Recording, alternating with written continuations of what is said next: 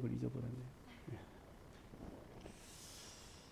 1774년 6월 22일부터 7월 4일까지요. 그 토지 소유권과 그다음에 여러 가지 분쟁들이 있었던 것을 해결하기 위해서 그 버지니아 주정부에 있는 사람들과 그다음에 인디안 부족 6개 인디안 부족의 주장들이 모였어요. 이렇게 모여서 어떤 조약을 체결하는데 그 랭카스터 조약이라고 합니다. 이 조약의 전문을 이렇게 보면 굉장히 길더라고요. 70페이지인가 이렇게까지 있던데 그 거의 마지막 부분에 버지니아 대표위원들이 이런 제안을 한 것이 나옵니다. 윌리엄스버그의 인디언 청년들을 교육시키기 위한 기금이 마련된 대학이 있는데 만일 6개 부족의 추장이 그들의 아들 중에서 6명을 그 대학에 보내겠다고 하면 정부는 그들이 여유있게 지내면서 백인들이 배우는 학문을 전부 배울 수 있도록 지원하겠습니다. 이런 전문이 있더라고요. 이 제안을 했는데 전액 장학금으로 그 인디안 추장들의 아들들을 공부시키겠다는 겁니다. 근데 이 제안에 대해서 인디안들이 어떤 대답을 했는가 보니까 이런 대답을 했어요. 우리는 그 대학에서 가르치는 학문을 당신들이 높이 평가하고 있다는 것을 잘 알고 있으며 또한 우리 젊은이들이 그곳에서 당신들과 함께 지내는 동안 많은 비용이 든다는 것도 잘 알고 있습니다. 따라서 당신들이 우리에게 이러한 호의를 베풀고자 한다는 것에 대해서 진심으로 감사를 드립니다. 그러면서 그러나 당신들은 현명하기 때문에 서로 다른 민족은 사물에 대해서도 각각 다른 개념을 갖고 있다는 사실도 당신들이 잘 알고 있으리라 믿습니다. 우리는 당신들이 방금 제안한 것을 이미 경험한 적이 있습니다. 과거에 우리 젊은이 몇 명이 북부지방의 대학에서 교육을 받고 당신들의 학문을 배웠습니다. 그러나 우리에게 다시 돌아온 그 젊은이들은 도리어 달릴 줄도 몰랐고 숲속에서 생활하는 방법도 다 잊어버린 채 추위와 배고픔도 참지 못하는 낙오자가 되어버렸습니다. 우리는 이런 이유들 때문에 당신들의 제안을 거절합니다. 그러나 당신들의 친절한 호의에 대해서는 정말로 감사하는 마음을 가집니다. 그 감사의 표시로 우리는 버지니아의 신사들이 12명의 아이들을 우리에게 보내준다면 우리가 그들의 교육을 책임질 것이고 우리가 아는 모든 것을 가르쳐주고 어른으로 키워주겠습니다. 라고 답을 했다라는 거예요.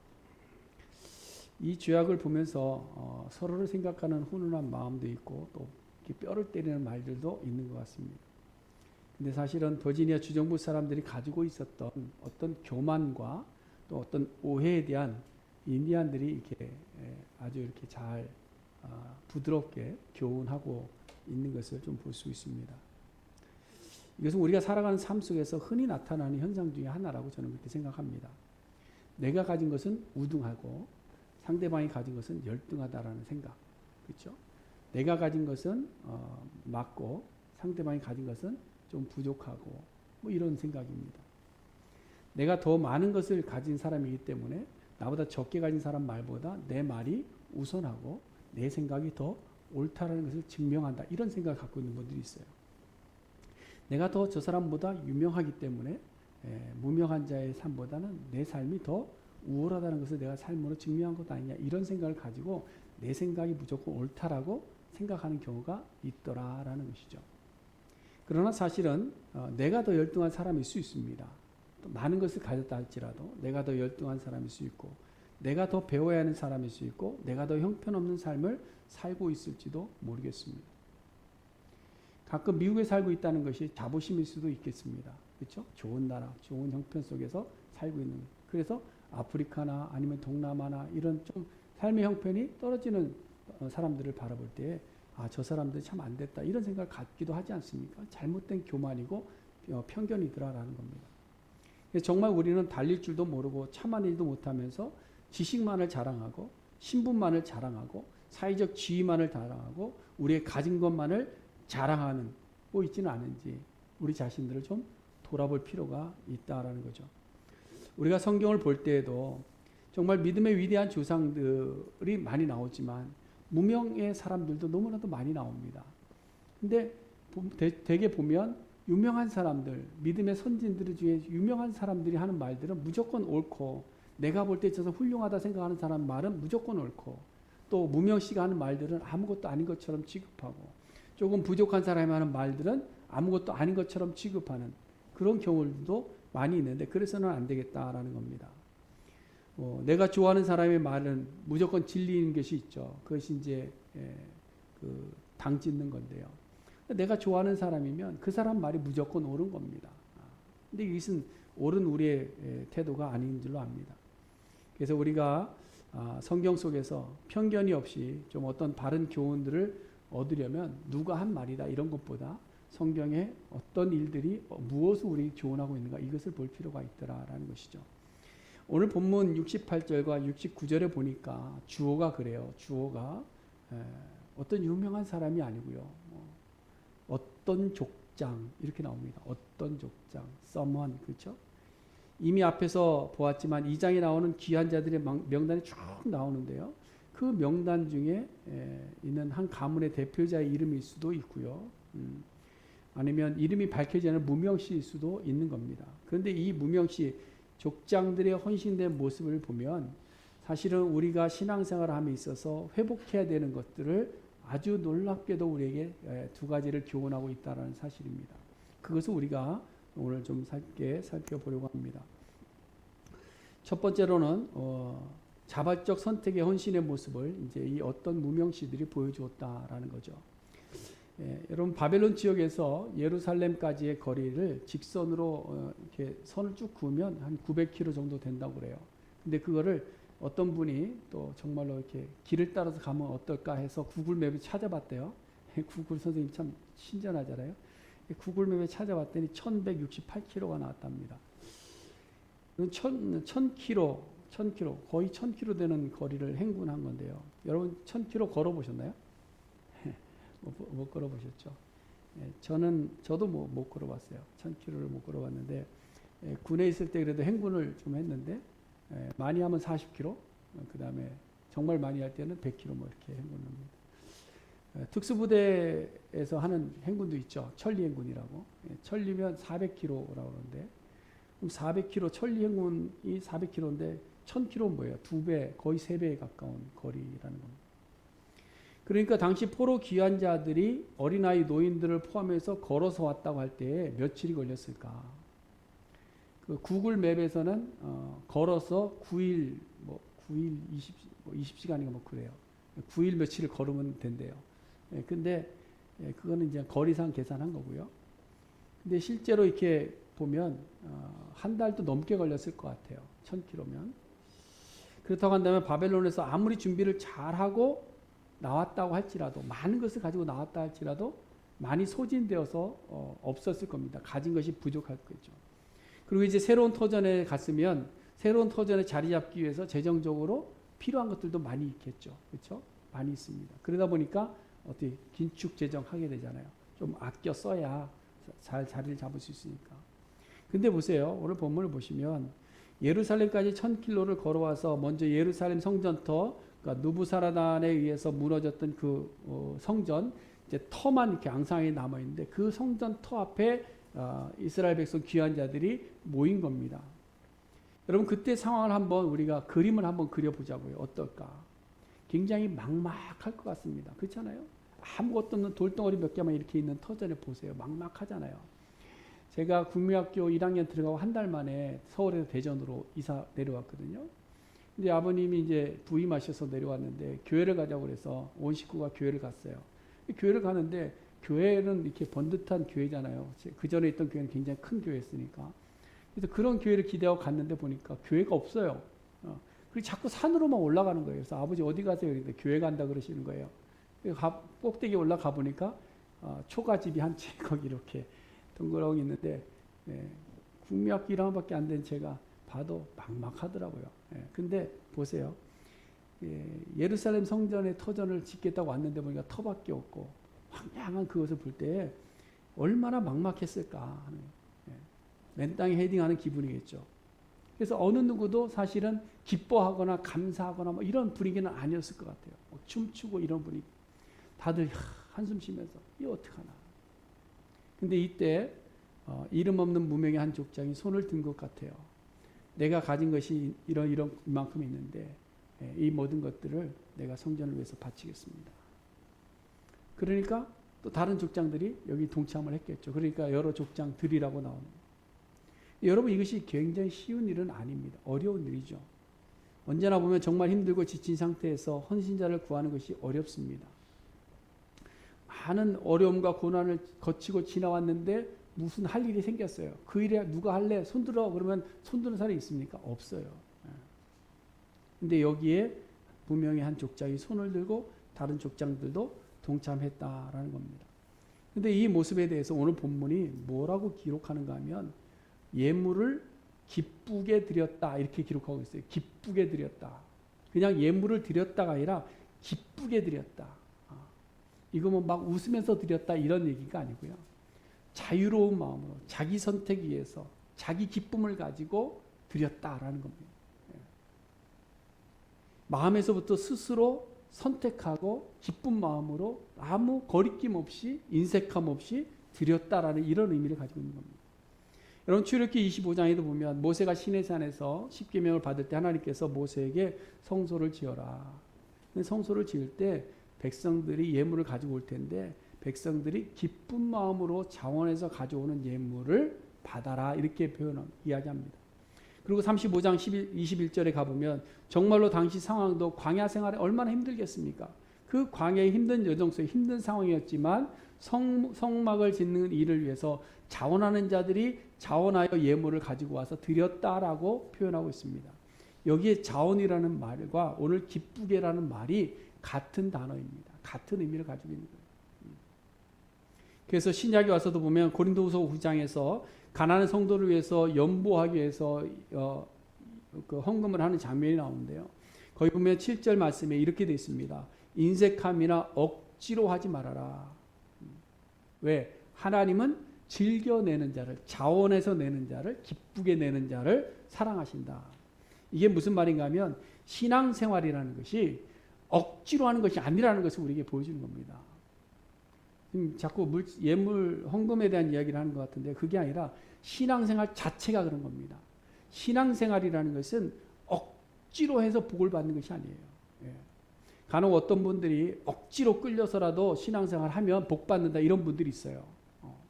근데 사실은요, 억지로 따라만 갔는데 복 받는 이런 게 아니고요. 억지로 따라가다 보니까 기회가 있어서 그 기회에 변화되면 복이 있는 거죠. 그렇지 않습니까? 여러분, 우리가 분명히 알아야 되는 것이 뭐냐면 억지로 따라가는 신앙에 머물러 있으면요, 그 신앙 가지고 하나님 나라 들어갈 수 없습니다. 그렇잖아요. 왜? 우리 변화되지 않았기 때문에, 회심하지 않기 때문에. 억지로 따라가는 것 갖고는 안 되는 거예요. 그러니까 여러분, 우리 주변을 잘 보시면 억지로 누구에게 손에 이끌려서 따라하던 신앙들이 바람이 불고 홍수가 나고 막 이렇게 모든 어려움들이 한순간에 막 닥쳐오면 어떻게 됩니까? 훅 하고 다 날아가 버리고 마는 거예요. 왜? 억지로 했기 때문에 그래요. 억지로 했기 때문에. 예를 하나 들어보면 우리가 사도행전에 보면 오순절 성령이 임하시고 예루살렘 교회가 창립되어서 막 좋았습니다. 교회가 막 창립돼서 너무나도 행복하고 좋았어요. 모든 사람들이 한 마음이 됐고 한 뜻이 돼서 자기들의 모든 것을 팔아서 사도 앞에 갖고 나오고 서로 그걸 통용하고 살았습니다. 모든 성도들이 자기 것을 팔아서 가지고 나올 때 어느 누구도 인색하지 않았고 어느 누구도 뭐 억지로 하지 않았어요. 자원해서 그냥 갖고 온 거예요. 여기에 누가 아나니아와 삽비라도 동참한 거예요. 그래서 자기 것을 팔기까지는 했습니다. 그런데 뭐예요? 다 가지고 나오지는 못했어요. 그렇죠? 일부는 감추어두고 그래도 뭐 다른 사람 다 하니까 나도 하긴 해야 되겠는데 이것만이라도 하자. 그래서 가져와서 갖고 왔어요. 베드로 이 다냐? 답니다. 거짓말합니다. 이 두 사람도 어떻게 보면 초대교회의 취지에는 동의했지만 사실 그렇게 자원하고 기쁜 마음으로 한 것이 아니라 억지로 따라하는 신앙이 아니었는가 이런 생각을 해보는 겁니다. 그들은 초대교회 공동체에 소속이 되어 있었지만 자원해서 기쁨으로 신앙생활하지 못했어요. 형식은 취하였지만 자원과 기쁨은 없었던 겁니다. 우리 하나님은 자기 백성들에게 원하는 것이 뭐냐? 자원하는 마음이에요. 자원하는 마음. 그래서 우리에게 자유의지를 주신 거예요. 그래서 우리가 자원하는 마음으로 정말 기쁨으로 하나님 앞에 나아갈 수 있도록, 하나님을 선택할 수 있도록, 하나님 앞에 무릎 꿇어 나아가 그 앞에 기뻐할 수 있도록 우리에게 자유의지를 주셨는데, 우리가 자유의지를 가지고 헛된 데로 간 것이죠. 그게 죄입니다. 그래서 시편 51편에 보면 다윗이 밧세바의 일로 인해서 나단 선지자의 책망을 받습니다. 책망을 받아. 네가 왜 그렇게 했느냐. 책망받을 때 이 다윗이 회개합니다. 근데 회개뿐만 아니라 다윗이 거기서 회복되는 모습이 시편 51편에 나오는데요. 다윗이 회개할 때 이렇게 회개합니다. 나는 내 죄가를 압니다. 내 죄가 항상 내 앞에 있습니다. 내가 주께 범죄했습니다. 내가 악을 행했습니다. 우수처로 나를 씻어서 깨끗하게 하여 주소서. 이렇게 기도하고 나서 회복을 위해서 우리가 간구하는데요. 회복을 위해서 간구하는 것이 12절에 나옵니다. 이 12절 말씀 보면 주의 구원의 즐거움을 내게 회복시켜 주시고 자원하는 심령을 주사 나를 붙들어 주세요. 자원하는 심령을 내게 주사 이렇게 나옵니다. 자원하는 심령을 나에게 주세요. 자원하는 심령. 이 말은 자발적으로 하나님 앞에 순종하는 자 되기를 원하는 소원하는 말입니다. 이제는 자발적으로 욕망을 따라가지 않고 이제는 자발적으로 하나님의 말씀을 선택하여 순종하는 자가 되기를 구하는 기도입니다.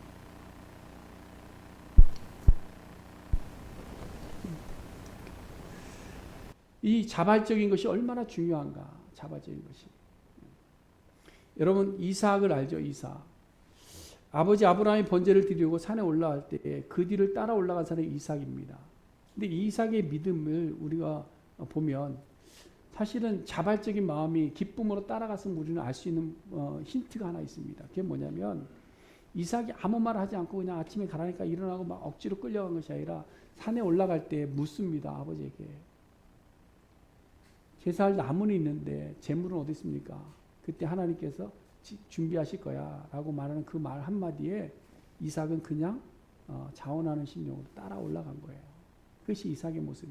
그래서 이삭이 누구를 예표한다고 그럽니까? 예수님을 예표한다고 그러잖아요. 예수님도 마찬가지 아닙니까? 사람의 몸을 입고 이 땅에 오셔서 십자가를 지신 것은 내가 억지로 하기 싫은데 한 것이 아니다라는 것입니다. 예수님께서는 피할 길도 있고 핑계할 것도 분명히 있었지만 자발적으로 성부 하나님의 뜻을 이루려고 고난과 조롱과 멸시의 그 십자가를 기쁨으로 지고 가셨다라는 겁니다. 이와 마찬가지 우리 신앙도 마찬가지입니다. 우리 신앙이 회복되어야 되는 것이 바로 이 부분입니다. 억지로 끌려와서 신앙생활을 시작할 수는 있습니다. 그렇죠? 억지로 끌려와서 신앙생활을 할 수 있잖아요. 예. 아직 확신은 없지만 따라서 할 수는 있습니다. 태어나면서부터 부모의 손에 이끌려서 억지로 신앙생활을 시작할 수는 있습니다. 친구의 손에 이끌려서 어쩔 수 없이 따라와서 억지로 할 수는 있습니다. 어쩌다 보니 교회에 발을 들여놓았고 교회에서 그냥 하라는 대로 어쩔 수 없이 따라서 성경 공부도 하고 봉사도 하고 직분도 받을 수는 있습니다. 그러나 여러분 분명한 것은 뭐냐? 억지로 하는 신앙으로는 우리가 하나님 앞에 온전한 순종을 드릴 수 없다라는 사실입니다. 억지로 하는 신앙으로는 예수 그리스도를 내 주인으로 섬길 수가 없다라는 거예요. 없다라는 거예요. 억지로 하는 우리 신앙으로는 성령의 인도하심 우리가 따라할 수가 없다라는 거예요. 그래서 우리는 이제 자발적으로 기쁨으로 주님 앞에 나아가는 신앙을 우리가 회복하기를 원합니다. 여러분 우리 신앙이 자발적인 신앙으로 회복되기를 원합니다. 누가에 의해서가 아니라 누가 하니까가 아니라 누가 있어서가 아니라 내가 이거 있어서가 아니라 내 스스로 하나님께서 주신 그 은혜를 기뻐하며 감사하며 따라나가는 그 자발적인 신앙을 우리가 회복하기로 합니다. 그것을 오늘 에스라서에 나오는 그 어떤 족장들, 무명의 족장들이 우리에게 보여주고 있는 겁니다. 그 다음 두 번째로는요. 이 무명의 족장들이 어떻게 헌신했느냐? 힘에 잘하는 대로 헌신했다라고 이야기합니다. 힘에 잘하는 대로. 69절 말씀에 보면 무명의 족장들이 드린 예물이 나옵니다. 예물이 나오는데요. 금이 6만 1,000다리기고요. 은이 5,000만회고요. 제사장의 옷이 100벌이다 그랬습니다. 다릭이라는 것은 페르시아의 이제 화폐 단위인데요. 다릭의 정확한 오늘날 가치는 분명하지는 않습니다. 이 다릭이 이제 8.4g 정도 된다고 그래요. 그래서 산술적으로 계산해 보니까 512kg 정도의 금인데요. 제가 그래서 어제 막 열심히 찾아봤어요. 대체 얼마일까? 그러니까 어제 시세로 금값 시세로 계산을 해보니까 2,950만 165불 12전. 큰 돈이죠. 예. 그래서 한국 돈으로 또 환산해봤어요. 얼마인가? 356억 8,959만 4,763원 83전. 요즘 계산기가 좋아서요. 예. 이것만 있는 게 아니라 이제 은이 있는데 은이 5천만이에요. 예. 만해라는 단위는 570g인데 요즘 은값이 많이 떨어졌어요. 그러니까 은값이 똥값 같아요. 근데 은 시세를 이제 계산해 보니까 205만 8,925불 50전, 하나로는 7,128만 8,659원 16전. 읽기도 힘드네. 그리고 나서 이제 옷 100벌입니다. 합치면 한 500만 불? 500만 불에 하나로 얘기하면 한 60억 정도가 될 것 같아요. 뭐 계산에 따라 좀 다를 수도 있습니다. 근데 오늘날 큰 한국의 대형 교회에서요, 성전 건축 헌금 모으면 이 정도 쉽게 모읍니다. 왜냐하면 가진 사람들이 많으니까. 근데 당시 포로 귀환자들의 입장에서 그 헌금을 모았다는 것은 금액이 뭐예요? 굉장히 큰 거예요. 그러니까 자기의 가진 것을 최선을 다해서 자기의 미니멈을 제외하고 최선을 다해서 그것을 오늘 본문에서는 뭐라고 표현하느냐? 힘 잘하는 대로. 힘 잘하는 대로.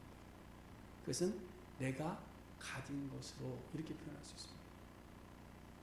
4만여 명에게 일률적으로 얼마씩이 책정된 것이 아니라 자신들이 가진 것대로 가진 만큼 가진 것을 살 수 있는 만큼을 가지고 나왔다. 이게 굉장히 중요한 겁니다. 내가 가진 것으로 하는 것. 내가 가진 것으로. 왜냐하면 하나님께서 늘 우리에게 묻는 것이 있습니다. 그게 뭐냐면 네가 가지고 있는 것이 무엇이냐 이거예요. 네가 가지고 있는 것이 무엇이냐. 어떤 사람은 100만 불이 있을 수 있고요. 어떤 사람은 100불을 가질 수도 있어요. 우리는 쉽게 100불짜리를 많이 가지고 다닐 수 있지만 미국에서 100불짜리도 구경 못하고 죽는 사람들도 있다고 그래요. 이게 다 다른 거예요. 근데 네가 가진 것이 뭐예요? 많이 가졌느냐 적게 이게 아니라 네가 가진 것이 무엇이냐 이걸. 여러분 이스라엘 백성들을 애굽에서 건져내시기 위해서 하나님께서 모세를 부르십니다. 모세를 부를 때에 야 모세야 네가 가서 애굽에 가서 내 백성 좀 인도해 와라. 그때 모세가 뭐라고 그랬어요? 아니 하나님 나는 할 수 없습니다. 내 가진 것도 없고 아무것도 없는데 내가 뭘로 합니까? 그때 하나님 물어본 게 뭐예요? 내 손에 든 것이 무엇이냐 이 묻습니다. 모세 손에 든 것이 뭐였죠? 지팡이 하나였어요. 지팡이. 아무것도 아닌 이 지팡이 하나. 가진 것도 이 지팡이 하나밖에 없는 이 목동 같은 모세에게 이 지팡이 하나밖에 없는데 지팡이 하나뿐입니다라고 주님 앞에 나올 때에 하나님께서 그 지팡이를 사용하시는 거예요. 그래서 그 지팡이로 기적도 일으키시고 그 지팡이로 홍해도 가르시고 그 지팡이로 전쟁에서 승리케도 하시고 그 지팡이를 통해서 물을 내게도 하시고 모세가 일평생 들고 있던 그 지팡이 하나. 그래서 제가 언젠가 한번 기도한 적이 있어요. 하나님 저에게도 지팡이 주세요. 지팡이 주세요. 근데 그 지팡이가 위대한 것이라 내가 가진 것이 무엇이냐라는 것이 중요한 겁니다. 내가 가진 것이 무엇이냐. 열왕기상에 보니까 엘리야와 사르밧 과부의 이야기가 나오는데요. 가뭄이 들었습니다. 엘리야가 사르밧에 사는 한 과부의 집에 들어갔습니다. 음식을 가져오라고 이야기했습니다. 과부가 이야기합니다. 우리 집에 가루 한 움큼하고 기름 조금 남아서 그걸로 떡 만들어서 먹고 자식과 죽으려고 합니다. 근데 엘리야가 야 그거 만들어서 나한테 먼저 갖고 와라. 그랬더니 어떤 일이냐. 가뭄이 마칠 때까지 그들이 가지고 그 과부가 가지고 있던 그 밀가루와 기름이 가뭄이 마칠 때까지 끊이지 아니하였다. 예수님께서 굶주린 군중들에게 말씀을 증거하시다가 굶주렸습니다. 그들에게 먹을 것을 주기 위해서 제자들에게 묻습니다. 너희가 가진 것이 무엇이냐? 너희가 가진 것이 무엇이냐? 어린아이가 가진 오병 이어밖에 없습니다. 그거 가지고 와라. 그걸 떼어 나누어 줘라. 그랬더니 먹고 남는 놀라운 역사가 있었다. 우리의 가진 것으로 힘 잘하는 대로 하는 것을 하나님께서는 기뻐하신다. 그래서 마가복음 12장에 나오는 가난한 과부의 헌금 내용을 한번 보세요. 예수님 당시에도 성전에 들어갈 때 헌금을 했던 것 같습니다. 부자도 헌금을 했습니다. 과부도 헌금을 했어요. 근데 헌금의 액수가 천지 차이입니다. 부자는 많이 했습니다. 과부는 단돈 2렙돈. 여러분 2렙돈이 얼마인지 아세요? 1,000원짜리 한 1불짜리 한 장이에요. 1불짜리 한 장. 또 1불짜리 하니까 갑자기 이렇게 또 생각나는 일이 하나 있는데, 예전에 어떤 분이 부흥 강사로 오셔서 헌금을 하는데 1불짜리 같은 거는 헌금도 하지 마세요. 이런 얘기를 들어서 제가 화가 확 난 적이 한 번 있는데, 그 1불, 아무것도 아닌 1불, 그 1불 정도를 헌금한 과부를 예수님께서는 칭찬하셨다. 그 이유는 무엇일까요? 힘이 잘하는 대로 전부를 했기 때문에, 최선을 다해서 하나님 앞에 드렸기 때문에 그렇습니다. 여러분 보면 성경의 흐름이 뭐예요? 우리가 하나님 마음을 알 수 있는 길이 뭐예요? 하나님은 우리에게 최고의 것을 원하는 것이 아니라 우리에게 최선의 것을 원한다. 늘 저는 그 마음속에 있습니다. 하나님은 나에게 최고가 되라고 말씀하지 아니하시고 하나님은 나에게 최선을 다하라고 말씀하고 계신다. 우리 신앙의 삶이 최고로 좋은 신앙의 그 반열에 서야 되는 것이 아니라 최선을 다했느냐, 이게 중요하다. 최선. 사실 오늘날 우리가 신앙생활하면서 버려야 되는 것이 하나 있습니다. 그것이 무엇인가 하면요, 이 정도라는 인간적인 기준을 자꾸 제시하는 겁니다. 이 정도. 교회를 다니면 이 정도 성경 지식 갖춰야 된다, 뭐 이런 거. 교회 다니면 이 정도의 삶은 살아내야 된다. 교회를 다니면 이 정도의 거룩한 삶을 살아야 되지 않느냐. 교회를 다니면 이 정도는 구제할 줄 알아야 되지 않느냐. 교회 다니면 이 정도는 헌금해야 되지 않느냐. 뭐 이런 거예요. 뭐 그 기준이 잘못되었다고 말할 수는 없습니다. 잘못된 것도 있어요. 분명 잘못된 길로 가는 우리의 습관들이 있습니다. 뭐 제가 구체적으로 말씀드리지 않겠지만 어떤 기준들을 가지고 이 정도는 해야 직분을 받고 이 정도는 해야 뭘 하고 이런 겁니다. 그러나 그 기준으로 인해서 생겨나는 것이 뭔 줄 아십니까? 그 기준을 뛰어넘는 사람은 교만해집니다. 그 기준에 미리 따르지 못하는 사람들은 자꾸 뒷걸음질 치는 거예요. 주저앉게 되는 겁니다. 아, 안 되는가 보다. 나는 교회에서도 안 되는가 보다. 오늘 본문에 나오는 무명 족장들 중에서는 그 앞에 나오는 사람들에 대해서 대상들 한번 잘 보세요. 할 만한 사람도 있지만 할 수 없는 사람도 분명히 있을 줄로 압니다. 왜냐? 거기는 제사장과 레위지파 사람들도 있었지만 누가 같이 있었어요? 느디님 사람들. 솔로몬 신하의 자손이 있었어요. 그들이 누구라고 그랬죠? 종이라고 그랬습니다. 종으로 살던 사람들. 그 사람들이 어떻게 예물을 갖고 나올 수 있었겠냔 말이죠. 뭘 가지고 있어서 나왔겠냔 말이죠. 많은 사람이 가지고 있는 것은 나올 수 있습니다. 그러나 가난한 사람들이 가지고 나올 수 없잖아요. 그러면 그들이 가지고 나온 것은 다른 사람들 뭐 10분의 1, 100분의 1도 안 된 걸 갖고 나왔지만 그것은 뭐야? 힘 잘하는 대로 했다. 자원해서 했다. 기쁨으로 했다. 너의 최선을 다했다. 이것을 칭찬하고 있는 겁니다. 오늘 본문을 보면 그런 거예요. 무슨 말인가 하면 우리가 회복해야 될 신앙은 뭐냐? 남들과 비교하는 신앙생활 하지 마세요. 교회 나왔는데 내가 남들과 비교되는 신앙생활 하지 마세요. 아, 저분은 이만큼 하니까 나는 그만큼 할 수 없으니까 이런 비교하지 마세요. 아니면 뭐 경쟁적으로 하지 마세요. 어떤 분들이 그래요. 신앙생활은 경쟁하면 더 복을 받는다. 이런 이상한 말을 해요. 그래서 막 헌금을 경쟁시키는 데도 있고요. 서로 이렇게 기부하는 걸 경쟁시키는 것도 있어요. 절대 교회 안에서는 비교나 경쟁이 없습니다. 그것은 열심에 대한 경쟁은 있죠. 하나님을 사랑하기 위해서, 더 사랑하기 위해서. 내가 가진 것을 가지고 최선을 다해서 힘 잘하는 대로 따라가는 것을 하나님께서 기뻐하신다는 거예요.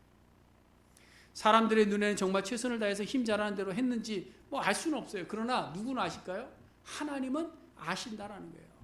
우리가 정말 힘 잘하는 대로 최선을 다했는가? 사람은 몰라요. 사람은 많이 내면 최선을 다하는 것이 보이죠. 그러나 하나님은 아신다라는 거예요. 여러분 마태복음 25장 보시면 오른편 사람들과 왼편 사람들이 주장하는 것과 예수님께 평가하시는 것이 다릅니다.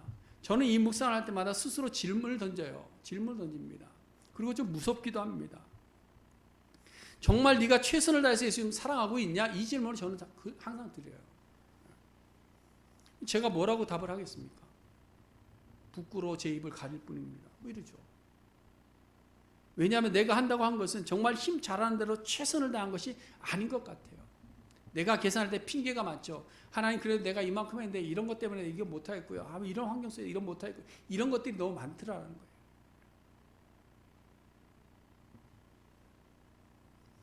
그렇다면 결론은 뭐냐? 우리의 신앙이라는 것은 뭐냐? 남은 것이 있으면 드리면서 그것을 최선이라고 생각하는 겁니다.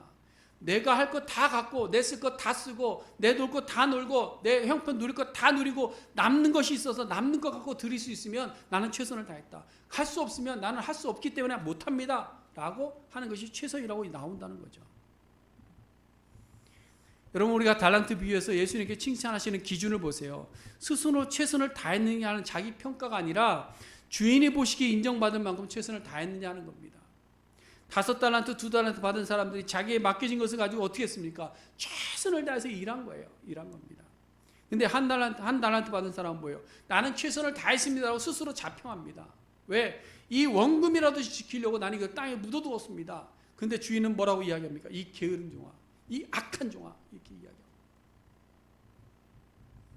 그러므로 우리가 지금 이 시대에 다시 회복해야 되는 것은 뭐냐?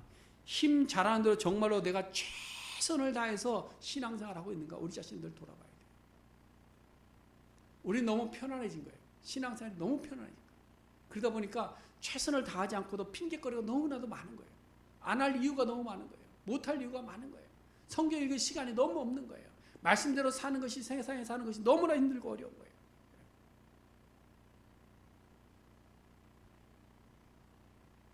우리는 이런 신앙을 회복하기 위해서 지금 달려가고자 하는 겁니다. 하나님 앞에 섰을 때 하나님 내가 정말 최선을 다해서 하나님 사랑하며 섬기려고 노력하고 애쓰며 살다가 지금 왔습니다. 우리 하나님은 누구 위대한 사람처럼 존 칼빈처럼 종교개혁을 일으키고 위대한 역사를 이루고 이런 걸 원하는 것이 아닙니다. 누구처럼 수십만 명 되는 교회를 세워내고 몇몇 세를 고쳐내고 이런 것을 원하는 것이 아닙니다. 네가 가진 것이 무엇이냐? 너의 가진 것으로 네가 최선을 다해서 나를 사랑할 때 내가 너를 아끼고 축복하노라. 이것이 주님이 우리에게 주시는 말씀인 줄로 믿습니다. 사랑하는 성도 여러분, 오늘도 우리는 회복을 위한 질문을 던질 수 있기를 바랍니다.